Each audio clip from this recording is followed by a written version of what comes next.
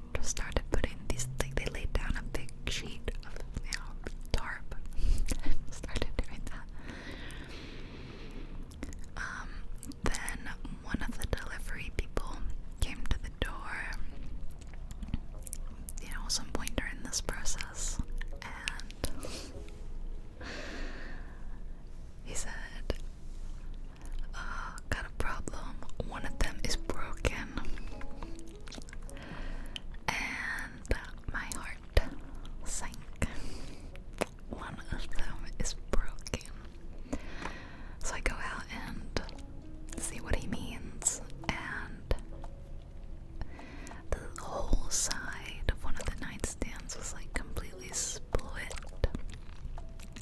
from the top.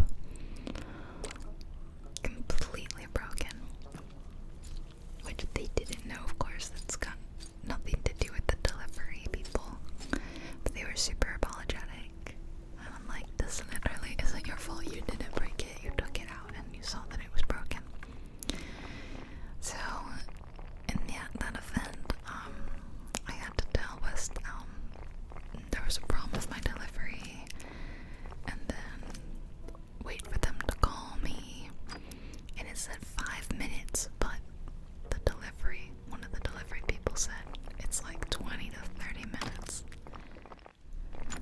So I'm thinking that is a really long time to just be standing around waiting for someone to call me. I have things to film, work to do. So I'm thinking, alright, in the meantime, I'm gonna go film again. So I resume what I'm filming, and I'm filming for like less than 5 minutes. It had already been a good 10 minutes of waiting at this point, and they called while I was filming. So this is the second time my filming's been interrupted. I do get interruptions, now and then.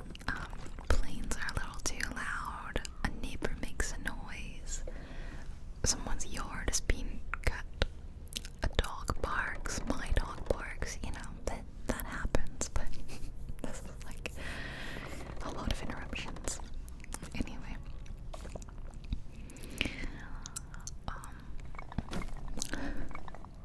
so they call and they say, okay, I see the delivery people's already sent in photos of the issue. So we'll go ahead and we'll schedule you a replacement.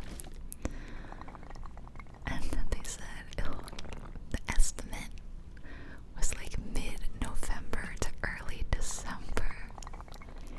I've already waited a month or two.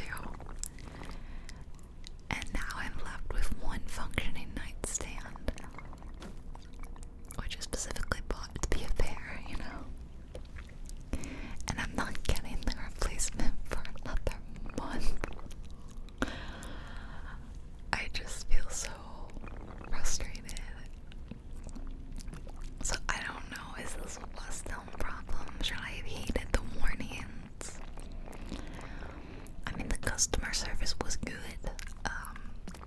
I think I got a little concerned because they emailed me this delivery confirmation basically, and it did include a price on it of a new nightstand, and I kind of had a heart attack, oh my god, are they charging me for the second nightstand? Are they refunding me for the broken one? What? But we checked the credit card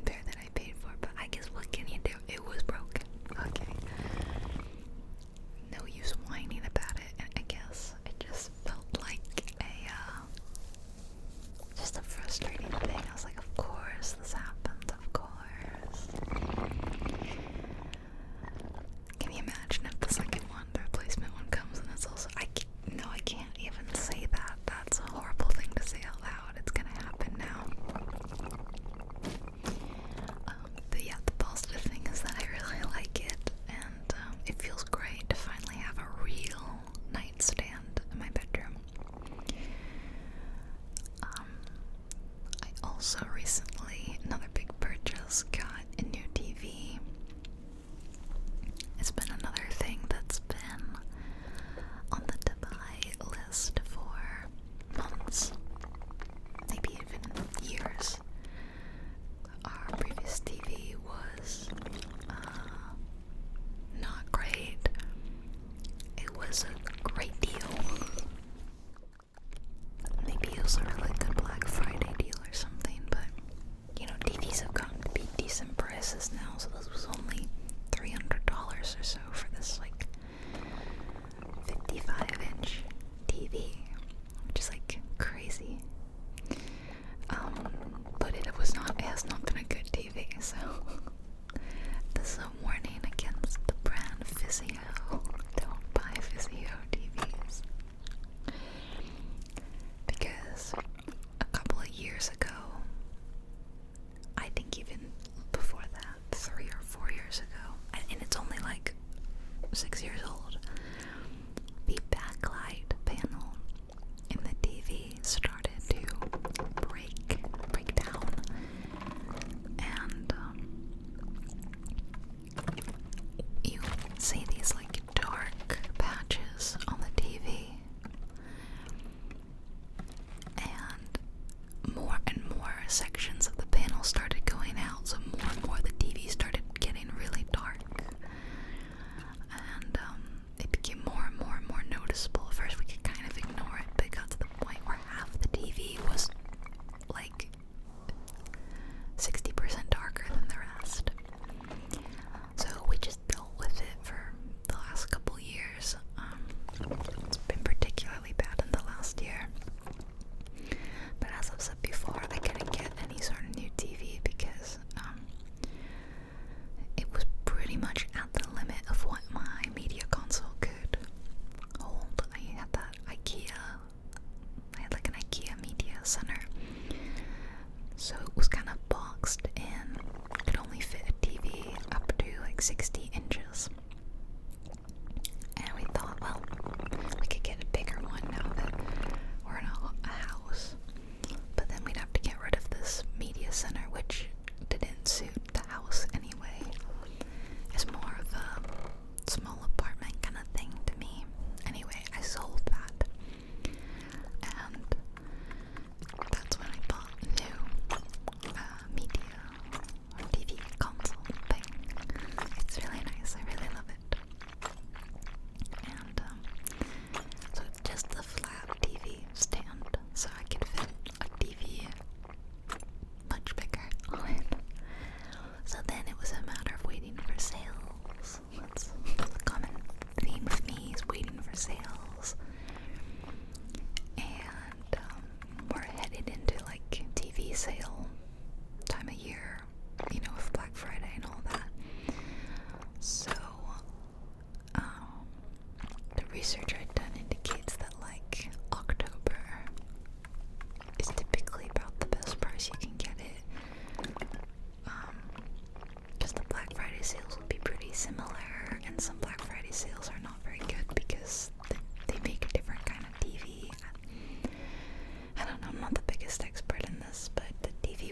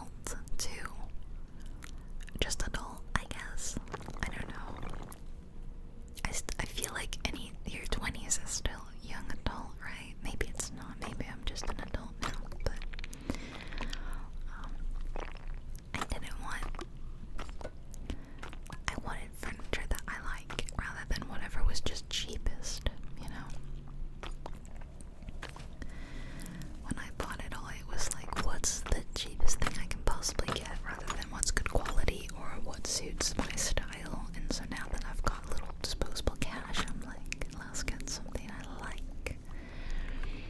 So,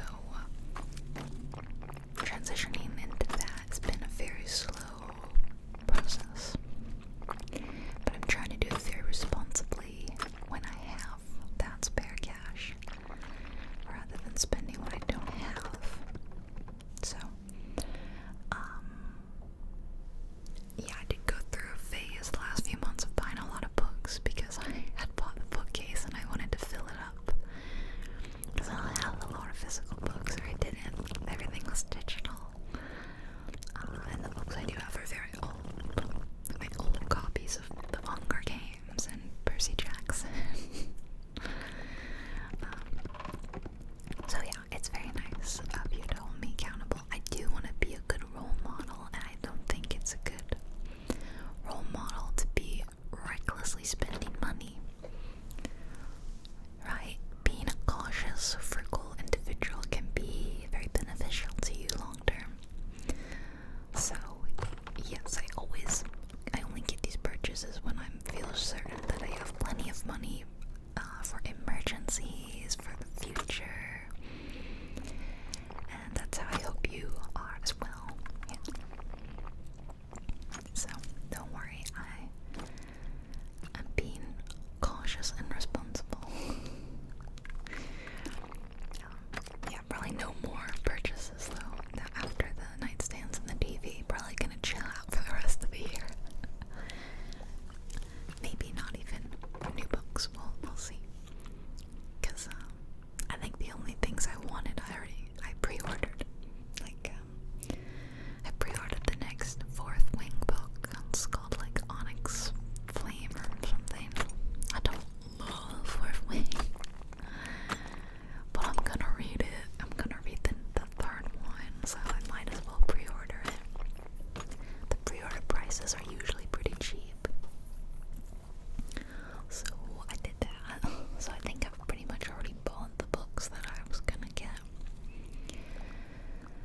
So that's nice. I can just save money. Maybe save up for some more trips. Yeah, I don't think there's any more furniture I really wanted to get. I did want a new dresser. I'm using an old dresser from when I was a child, and it's kind of small. But dressers are really expensive. And then I had wanted to get a new bed, but you know, my bed is functional, and